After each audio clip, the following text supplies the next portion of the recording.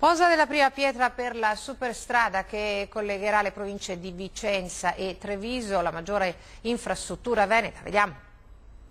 Dopo 30 anni Pedemontana Veneta ai blocchi di partenza. È il primo scavo dell'infrastruttura più attesa della regione. Sono 94 i chilometri di tracciato, 43 in trincea, 14 in galleria e 1 in viadotto. Il tratto veneto fa parte del corridoio europeo numero 5, che comprende anche Friuli e Lombardia. La superstrada a pedaggio, l'unica in Italia, attraverserà il territorio di 38 comuni, ma non pagheranno per transitarvi i cittadini di 70 centri coinvolti. Fra 6 anni è previsto, almeno sulla carta, lo stop ai lavori.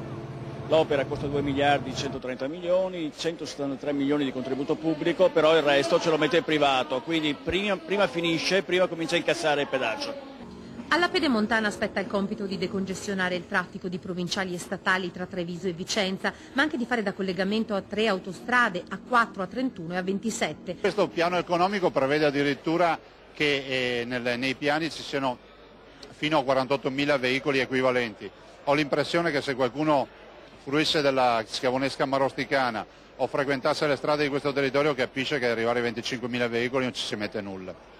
A costruire e gestire l'arteria sarà il consorzio di imprese SIS, ma dalla Regione arriva l'appello a dare lavoro anche alle aziende locali. I contrari al progetto comunque restano, cittadini organizzati in comitati, anche se è stato già raggiunto un accordo sugli espropri. I sindaci non è che siano qua con i cittadini, sono di là con i potenti. Allora in questi 10 anni hanno lavorato per svendere il territorio. Un paio di chilometri in rilevato vuol dire 1,5 metri con barriere di fronte a 1 chilometro dal Montello diventerebbe uno scempio.